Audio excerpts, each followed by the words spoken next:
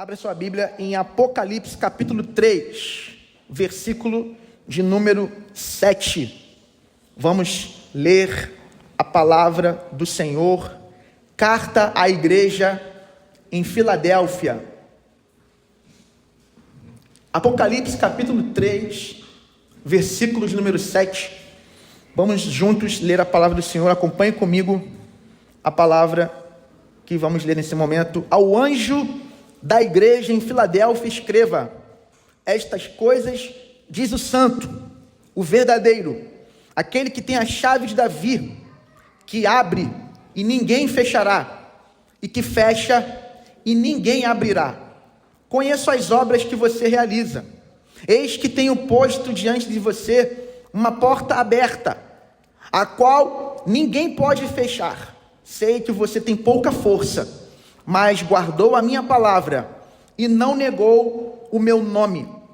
Eis o que eu farei com alguns dos que são da sinagoga de Satanás, desses que se declaram judeus e não são, mas mentem.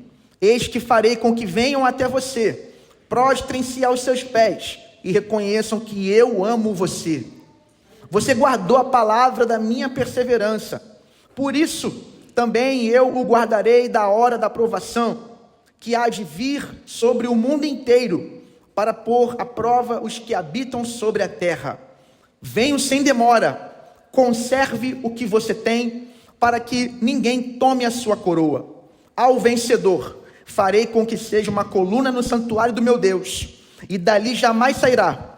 Gravarei sobre ele o nome do meu Deus, o nome da cidade do meu Deus, a nova Jerusalém, que desce do céu, vinda da parte do meu Deus, e o meu novo nome. Quem tem ouvidos, ouça o que o Espírito diz às igrejas. Amém, irmãos? Mais uma vez a palavra do Senhor sendo lida nessa noite para a nossa edificação. Irmãos, já estamos aí na quarta mensagem, se eu não me engano, é a quarta mensagem dessa série. E vocês perceberam, né, quem está acompanhando, que na primeira mensagem nós tomamos sempre um cuidado de trazer um panorama histórico, um contexto histórico da carta, histórico-cultural, tanto tratando da história da cidade ao qual a igreja está plantada. Isso nós fizemos com todas as cartas. Também o contexto histórico da igreja dessa cidade.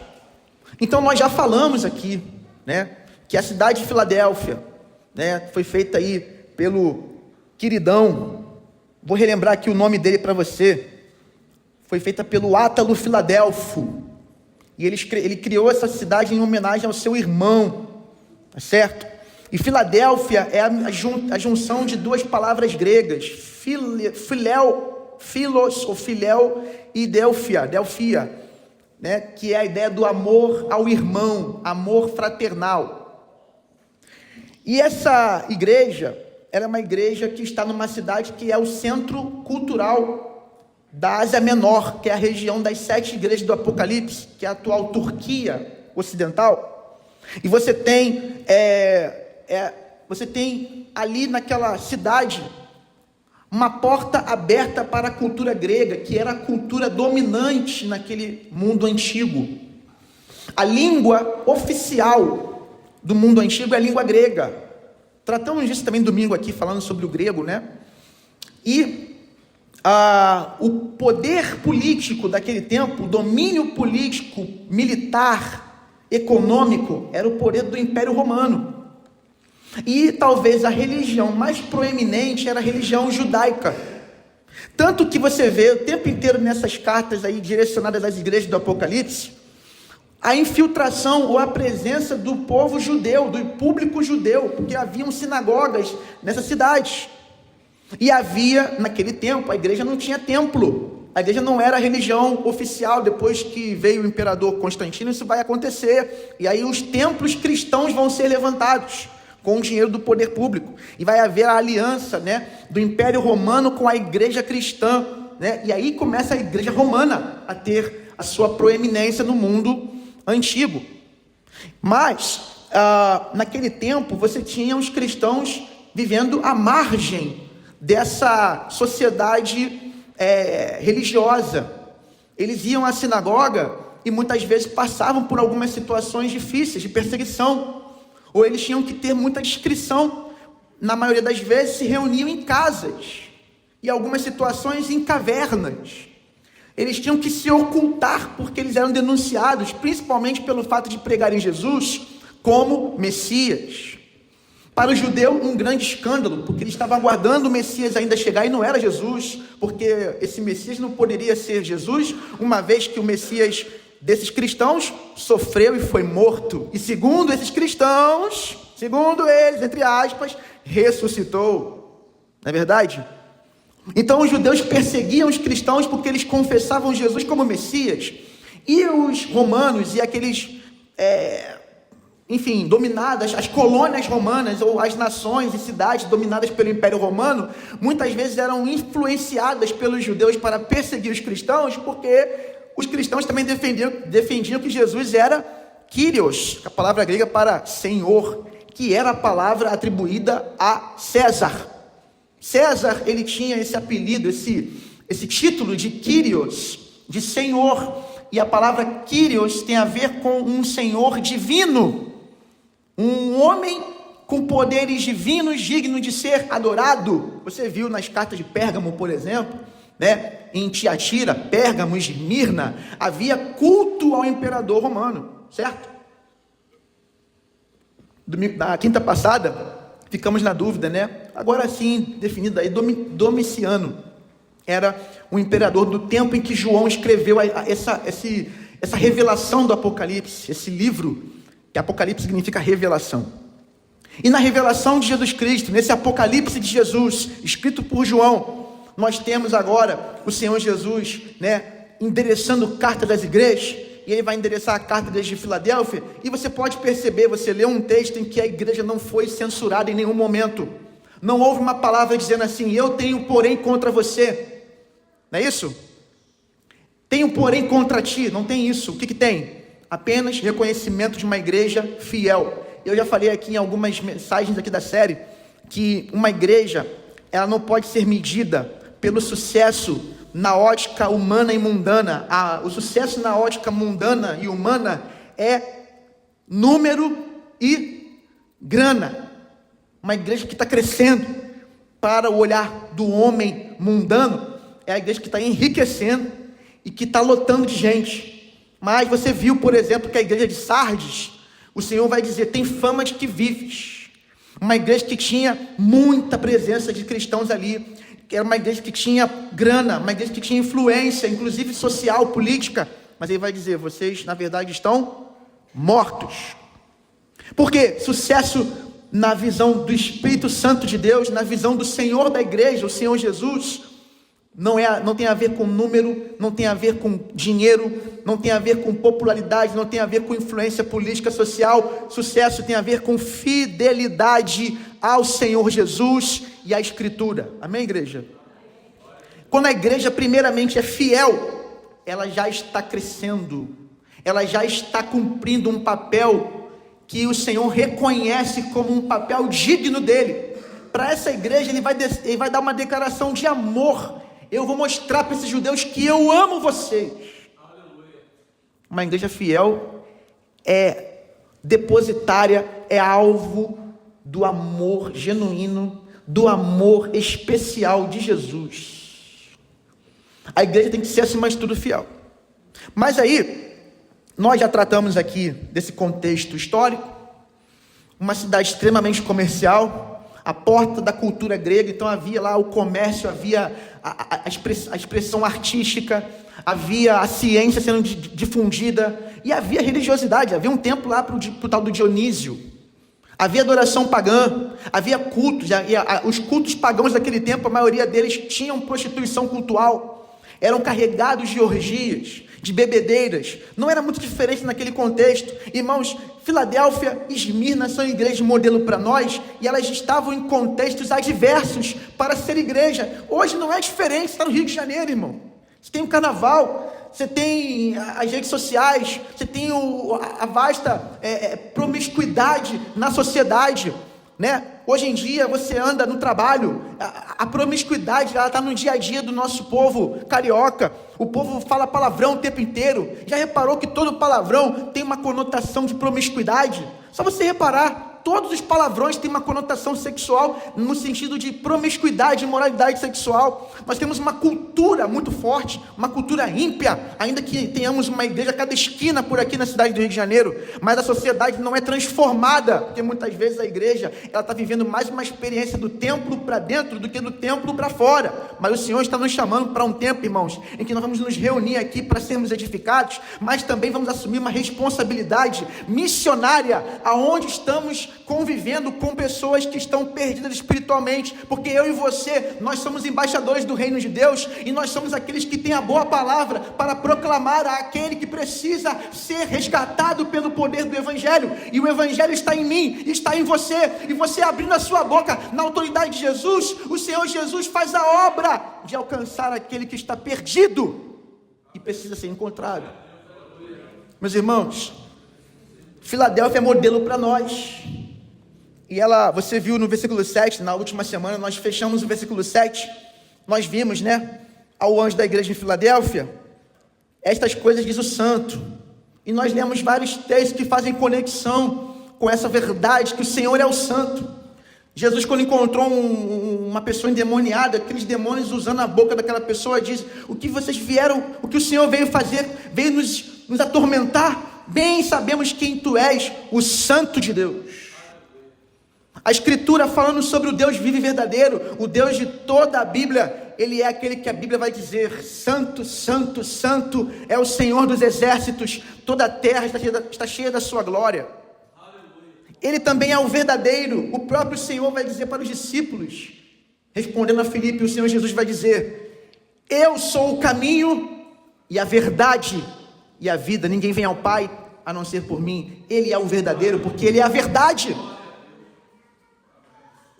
Agora, irmãos, Ele tem a chave de Davi, e nós vemos isso, Mateus capítulo 6, 16, versículo 19, Jesus vai dizer para a igreja, para Pedro, mas também vale isso para toda a igreja, porque no capítulo 18 de Mateus, ele confirma que isso é para a igreja: eu lhe darei as chaves do reino dos céus, o que você ligar na terra, terá sido ligado nos céus, e o que você desligar na terra, terá sido desligado nos céus. A igreja tem o poder de ligar na terra e desligar. No capítulo 18, isso é reenfatizado por Jesus, mostrando que a igreja, quando ela exerce disciplina bíblica, quando alguém está querendo viver uma vida à parte do Evangelho e não quer demonstrar o fruto digno de arrependimento, uma pessoa que, por exemplo, começa a entrar no negócio ilícito e é membro do corpo de Cristo local, e essa pessoa é confrontada no ambiente do discipulado da igreja: olha, irmão, você precisa mudar, você precisa se arrepender, você precisa abandonar esse negócio ilícito. Mas a pessoa diz: eu não vou abandonar. A pessoa está demonstrando com isso que está mais apegada ao dinheiro, está mais apegada às coisas terrenas, está ajuntando mais tesouros na terra do que nos céus, prefere agradar os homens ou a si mesmo do que a Deus. Então há disciplina, e quando a igreja insiste e cumpre Mateus 18, dizendo primeiro entre a pessoa no particular, e ela não aceita, chama 2 testemunhas, ela não aceita, e quando ela chama a levar isso para a assembleia, e a assembleia diz que essa pessoa, por não se arrepender, não pode continuar participando da comunhão do povo de Deus, não pode tomar a ceia do Senhor, porque não está discernindo no corpo, porque não se arrepende do pecado que é consciente, e é persistente, e é impenitente, porque não tem arrependimento. Quando ela diz: esse irmão não é um filho de Deus arrependido e vive pelo Espírito, esse irmão não está andando segundo o Evangelho e não se arrepende do seu pecado, a igreja tem a chave dos céus para dizer: eu estou desligando na terra o pertencimento dele à igreja de Cristo Jesus. Deus tem autoridade. A autoridade dada por quem? Dada pelo Senhor da igreja, que tem a chave de Davi. O Estado tem o seu poder, dado por quem também? Pelo Senhor Jesus. Eu gosto de citar Abraham Kuyper, primeiro-ministro holandês, um homem calvinista, um homem de uma teologia reformada, mas que um homem que tem muito a nos acrescentar. Ele disse: não há nenhum centímetro quadrado em toda a existência humana ao qual o Senhor Jesus não diga: é meu. O Senhor tem tudo nas suas mãos, Ele tem toda a autoridade, todo o poder no céu e na terra. Ele dá ao homem a autoridade. Olha, irmãos, Alexandre de Moraes só tem autoridade porque o Senhor Jesus deu para ele. Luiz Inácio Lula da Silva só tem autoridade porque o Senhor Jesus deu a ele autoridade. Antes dele, o Jair Bolsonaro só teve autoridade porque o Senhor deu. Deus dá a autoridade e essa pessoa vai cumprir enquanto Ele permitir. Ele está sobre a nossa história. Não estamos perdidos e desamparados. Não precisamos temer o homem. Sabe por quê, irmão? Porque acima do poder do Estado brasileiro, acima do poder do Estado americano, acima dos poderes humanos, está o poder de Cristo Jesus, o Rei de toda a terra, de todo o universo. E Ele tem a chave de Davi. Bom, vamos para o 8. Se você quer ouvir mais sobre o 7, semana passada teve o áudio gravado, você vai poder acessar depois. Vamos para o 8, vamos ler juntos, leia comigo. Conheço, vamos lá, bota aqui para mim, por favor, o texto aqui na tela. Versículo 8, leia comigo. Conheço as obras que você realiza. Pausa. Jesus vai falar isso aqui para todas as igrejas. Conheço as tuas obras. Conheço as tuas obras. Para Éfeso, conheço as tuas obras. Você é zeloso, você é fiel. Você não deixou esses hereges aí, nicolaítas, se infiltrarem. Você combateu o bom combate da fé. Você fez uma boa apologética. Você faz a obra. Você não falta culto. Você vai para o evangelismo. Você vem para a escola dominical. Você está fazendo. Mas tem uma coisa que eu tenho contra você. Sabe o quê? Você perdeu o primeiro amor. Você abandonou o teu primeiro amor. Você faz, mas não faz por amor. Para outras igrejas ele vai falar, conheça as tuas obras. Mas para Filadélfia ele vai falar assim, olha, conheça as obras que você realiza, ou conheça as tuas obras. O que ele vai dizer depois? Leia comigo. Eis que tenho posto diante de você uma porta segura. Para a igreja fiel, ele diz, eu abri essa porta. Aleluia. Você entendeu semana passada que a porta aberta aqui da chave de Davi? Você pode até entender, irmão, deixa eu explicar uma coisa. Você pode até entender, você pode fazer interpretações de segundo plano de um texto bíblico. Você pode extrair desse texto que Deus abre uma porta que ninguém pode fechar. Por exemplo, Ele abre uma porta de emprego e ninguém pode fechar. Isso é mentira? Não. Se Deus abrir uma porta de emprego, só Ele fecha. Amém ou não? Se Ele abrir a porta de um novo negócio, essa linguagem de abertura de porta é a linguagem de uma abertura de oportunidade. A porta se abre e você entra para algo que você vai contemplar. Certo?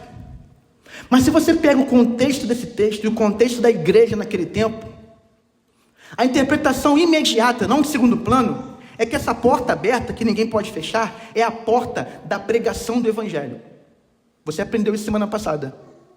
Jesus abre uma porta para a pregação do evangelho. Ele abriu essa porta aqui. Esse ano vamos completar 74 anos. Meus irmãos, eu sei de, 5% da história da igreja. Eu não sei quantos por cento eu sei da história da igreja. 10%? Eu não sei. A igreja tem 73 anos de história. Eu já ouvi, inclusive, que essa igreja passou por situações críticas, de escândalos, inclusive envolvendo pastores.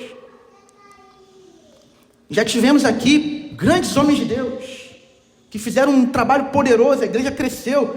Já ouvi dizer que a igreja já esteve lotada de gente que vinha, porque era uma novidade também, ou era uma das poucas igrejas da região também, e tinha a sua vida, eclesiástica abençoada, e a igreja crescendo, mas já passou por situação de ficar com pouquíssimos membros e acharem até que a igreja ia parar. Enfrentou a pandemia. Você sabe que muitas igrejas fecharam na pandemia? Então, irmãos, deixa eu explicar uma coisa. Ele abriu essa porta. Eu olho para a nossa região, eu olho para o lado, você que está me ouvindo no YouTube aí, você tem que vir aqui ver a igreja, você tem que conhecer essa terra. Porque isso aqui de noite não dá para perceber não, mas de dia é lindo de ver a vista, porque a igreja está no alto do morro, mas você olha, é mato para tudo quanto é lado, é folha, é floresta. É lindo, mas você vê que é uma igreja que está numa localidade um pouco mais isolada do centro urbano. E até quem mora ali, na Serrinha, no bairro ao lado, para vir aqui a pé, anda uns quilômetros, né, irmãs? Né, Adriana? Adriana, por isso que ela é magrinha assim, irmão. Só vem para ele andando. Aí, né? Serrinha. Olha, irmã, Serrinha. A irmã tem 60 e poucos anos, né? 64. Tem muita gente porque é sedentária, porque não sai de casa, porque fica muito, não se exercita, não faz nada. Com 64 já está toda arrebentada, não consegue fazer mais nada. A irmã está na atividade ainda porque a irmã anda, porque a irmã se movimenta, isso traz saúde para o corpo. Agora, às vezes uma carona é bom, né? É bênção, né, irmã? É hoje, então, vem na carona, né? Esse frio aí. A igreja não tem uma localização que facilita e tal. Mas olha que coisa, 73 anos. Vamos para 74. Vamos celebrar batismo domingo. A igreja vai crescer. E eu vou te falar uma coisa. Sabe por que as coisas são assim? Não é porque o pastor é muito bom. Não é porque os irmãos são maravilhosos. Não é porque a igreja tem dinheiro ou não tem. Não é por nada disso. É porque Jesus abriu a porta. E Ele que vai sustentar essa porta aberta. E quando Ele olha para nós e vê que nós estamos voltados para a palavra, voltados para a fidelidade à Escritura, fidelidade a Ele, que nós queremos viver o básico, irmãos. Buscar o Senhor, jejuar, orar, ser fiel, viver uma vida santa, servir, abençoar, evangelizar. Quando nós somos igreja, como a Bíblia mostra como é uma igreja, Ele vai dizer para nós aqui essa noite: eu coloquei para vocês uma porta aberta, ao qual ninguém pode fechar. Ninguém pode fechar essa porta que foi aberta por Jesus. Por quê? Porque Ele tem a chave de Davi. Ele reina, irmãos.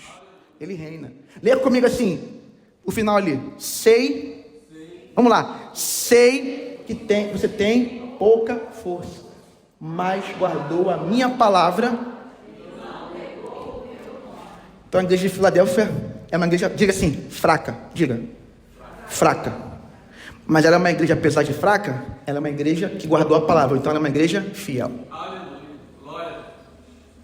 Ela guardou a palavra e não negou o nome. São significados de uma igreja, são analogias de uma igreja fiel.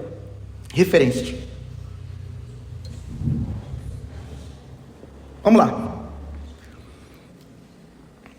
Então, conheça as tuas obras, no versículo 8, você já viu isso em outras cartas. É quase um refrão de uma música. Sempre acontece. Estou terminando já, tá, irmãos? A porta que ninguém pode fechar.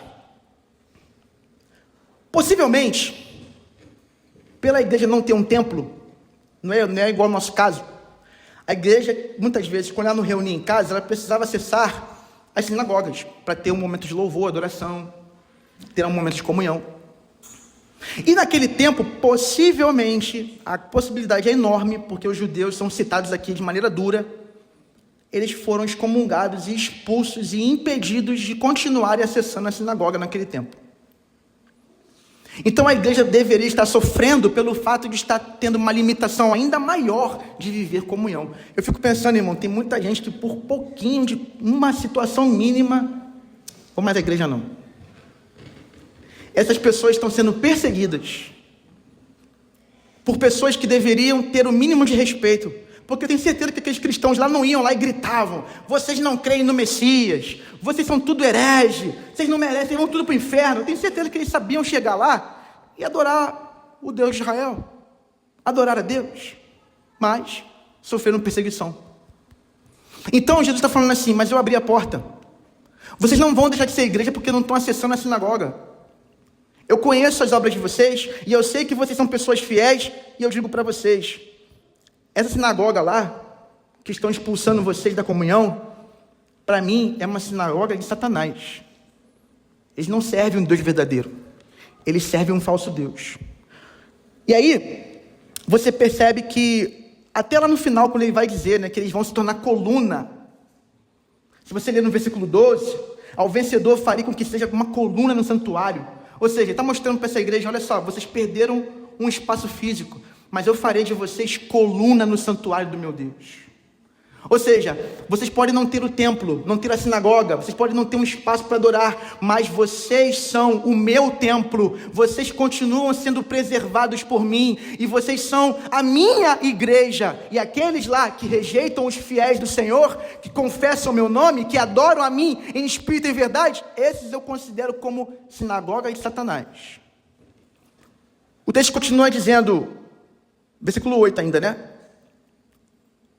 Sei que você tem pouca força. Irmãos, essa igreja, possivelmente também, porque tudo, quando nós falamos de história você precisa provar com documentos. Então tem muita coisa que a gente não tem como provar com documentos. Mas nós temos as referências, né? Nós temos algumas fontes que vão nos fazendo chegar ao entendimento. Essa igreja, quando Jesus fala que ela tem pouca força, possivelmente ele está querendo dizer assim: vocês são pequenos. E eu falei isso semana passada, irmãos, eu não quero glorificar aqui ministério pequeno. Eu não quero aqui afirmar que somente igrejas pequenas são saudáveis. Porque muita gente tem, às vezes, essa visão, né? A igreja não tem que crescer numericamente. Não, a igreja boa tem que ter 30 pessoas ali para poder saber quem é quem e controlar todo mundo. Não, não é isso. Igrejas saudáveis vão crescer em número.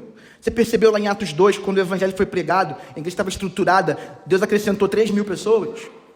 Bom, se a igreja não pudesse crescer, se não fosse símbolo de uma igreja saudável, ela não ia chegar a esse número. Então, assim, o problema não é o número. O problema é como ela vai crescer e em qual ambiente de liderança ela vai caminhar. Quem vai estar cuidando desse povo que se converte? Porque se esse povo vem para a igreja e encontra uma liderança que não está sendo fiel, esse povo vem para adoecer espiritualmente. Jesus está falando assim: vocês são fracos, ou seja, vocês são pequenos, mas vocês não podem se enxergar pelos olhos dos homens. O Senhor fala para nós aqui essa noite, irmãos. Essa série também não é só para que nós possamos ver a amplitude do que o Senhor fala nessas cartas, não. Tem muita coisa que é aplicada a nós. Para muita gente, as pessoas olham para cá e falam assim: PIB do Mendanha, aquela igrejinha pequena no mato. PIB do Mendanha, aquela igrejinha esquecida. Aquela igreja está aberta ainda. Irmão, se nós somos fiéis, Ele fala para nós: olha só. Eu sei que vocês têm pouca força, mas vocês são meus. Aleluia. Vocês guardam a minha palavra. Irmão, a preocupação primeira para uma igreja é guardar a palavra. A preocupação primeira para uma igreja é não negar o nome do Senhor. Nós podemos ter aqui 1.000 pessoas, mas nós só seremos saudáveis se essas 1.000 pessoas tiverem a consciência de que nós temos que guardar a palavra e não negar o nome do Senhor. Porque quando a igreja ela é fiel, o número é um detalhe importante, mas um detalhe, porque a fidelidade vem primeiro, irmão. E eu oro, a minha oração, para poder fechar hoje, a minha oração é para que nós, de fato, PIB do Mendanha, seja uma igreja que anda no exemplo de Filadélfia. Porque, veja, porque ela é fiel, o Senhor confirma o ministério dela. Porque ela é fiel, Ele diz: essa porta ninguém vai fechar. Porque ela é fiel, o Senhor sustenta. Eu vou te falar uma coisa, eu cheguei aqui, irmãos, a igreja tinha uma situação financeira. E eu ouvi algumas palavras do tipo: nós não podemos fazer as coisas aqui, ou não se podia fazer muita coisa, porque não tinha dinheiro. O que eu mais tenho feito coisas aqui é mexer, é fazer obra, é mudança, é alteração. E eu vou te falar, o nosso caixa dobrou para a glória de Deus. E nós estamos crescendo. E a igreja não é banco não, vou continuar investindo em melhorias na estrutura da igreja, vou continuar investindo em gente, em vidas, vou continuar investindo no ministério, e o Senhor vai continuar sustentando, sabe por quê? Porque Ele abriu essa porta, ninguém pode fechar, e quando nós caminhamos na fidelidade, o Senhor confirma o nosso ministério, e Ele dá testemunho para nós. Meu irmão, a melhor coisa não é o que os outros pensam sobre você, não é nem o que você acha de você mesmo, o mais importante é o que Cristo Jesus pensa a teu respeito. A opinião que importa, no fim das contas, é a opinião de Deus. O povo está com medo de andar para trás e cair no batistério, né? Mas o Espírito Santo está aqui comigo, tem 2 anjos aqui atrás de mim, fazendo assim: volta. Eu vou, o anjo me empurra, volta. Não, irmão. E ó, o tombo aqui é para poder substituir. Pedir o VAR e substituir, porque eu não vou conseguir recuperar até domingo. Irmãos, alguns textos muito rápidos aqui para a gente poder fechar. Falando sobre essa ideia da porta aberta. Olha como é que essa porta aberta está conectada com a Bíblia. Veja comigo, Atos capítulo 14, versículo 27. Vamos lá, carinho, vamos trabalhar. Você que tem a sua Bíblia aí na NAA, abre rapidinho comigo aí. Mais 5 minutos nós vamos fechar por hoje. Atos capítulo 14, versículo 27. Presta atenção, essa linguagem ela está no Novo Testamento. Essa linguagem ela aparece nas cartas apostólicas, no livro de Atos. Vamos lá? Leia comigo. Quando chegaram a Antioquia, reuniram a igreja e relataram tudo o que Deus havia feito com eles e como tinha aberto aos gentios a porta da fé. A porta da fé. Olha como é que essa é a linguagem missionária desse texto. Vamos lá, em 1 Coríntios 16, versículo 9 e 10. 1 Coríntios 16, apóstolo Paulo, encerrando a sua primeira carta aos Coríntios, ele vai dizer para nós assim, 1 Coríntios 16, versículo 9 e versículo 10. Vamos lá? Porque uma porta grande e oportuna para o trabalho. Leia. Versículo 10. E se Timóteo... Façam tudo para que não tenha nada a temer enquanto estiverem entre vocês, porque trabalha na obra do Senhor, como também eu. Então veja, Paulo vai dizer, uma grande, oportuna porta para o trabalho se abriu para mim. Trabalho aqui é o quê? Vendas, comércio, o que é? O trabalho aqui é o trabalho missionário. Trabalho aqui é evangelização. Trabalho aqui é a plantação de igreja. Trabalho aqui é discipulado. E ele vai dizer, no contexto, quando Timóteo for, Timóteo era um pastor. Olha só, façam tudo para que não tenha nada a temer enquanto estiver entre vocês. Cuidem bem dele, sabe por quê? Porque ele trabalha. Trabalha onde? Na obra do Senhor. Como também eu. A porta para o trabalho também está aberta aqui, irmão. Quem está disposto a trabalhar para o Senhor aqui? Quem está disposto a trabalhar na obra do Senhor? Aqui é o lugar para você trabalhar na obra do Senhor. Amém, igreja? Essa porta foi aberta pelo Senhor. 2 Coríntios 2,12. 2 Coríntios 2,12. Penúltimo texto.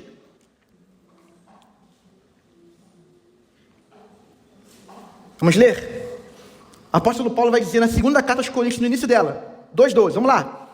Quando cheguei a Troas para pregar o evangelho de Cristo, vi que uma porta se havia aberto para mim no Senhor. Até aqui. E para terminar, não precisa ler, mas lá na carta a Éfeso, quando Jesus vai dizer, eu conheço as tuas obras, ele vai dizer para a igreja assim, conheço o teu trabalho. Essa porta que está aberta é a porta para o trabalho do Senhor. Jesus conhecia o trabalho para o Senhor daquela igreja de Éfeso. E Jesus falou, igreja de Filadélfia, a porta para o trabalho do Senhor está aberta. E o Senhor fala para nós, PIB do Mendanha, a porta para o trabalho do Senhor está aberta. O Senhor quer obreiros para trabalhar na obra dele. O Senhor quer cooperadores para que o reino dele possa avançar. E quando nós somos fiéis, ele confirma o nosso ministério. Com isso, nós encerramos por hoje o versículo 8. Na semana que vem, nós continuamos, irmãos. E a ideia é que nós possamos ir versículo a versículo. Tá certo? Para que você possa entender um pouquinho mais profundamente o que o Senhor tem a falar nesses textos. E eu digo para você, irmãos, essa linguagem da porta, ela está no Evangelho também de Jesus. Ele diz, eu sou a porta das ovelhas.